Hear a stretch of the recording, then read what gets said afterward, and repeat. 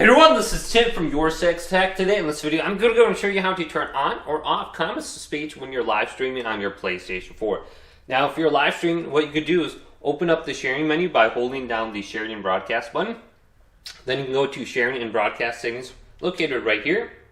And then scroll on down to broadcast settings. Then go to advanced settings and choose comments to speech right here.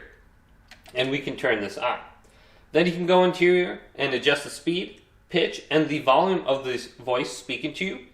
Now I'm going to uncheck mark this because I don't want this on. Otherwise you can turn on the spectator comments right here. Or go to the audio sharing setting, where you can share your party audio or include your microphone in your broadcast. But hopefully this video did indeed help you out. Leave it a big thumbs up. And subscribe to my channel down below for more tech up videos coming up next on YourSixTech.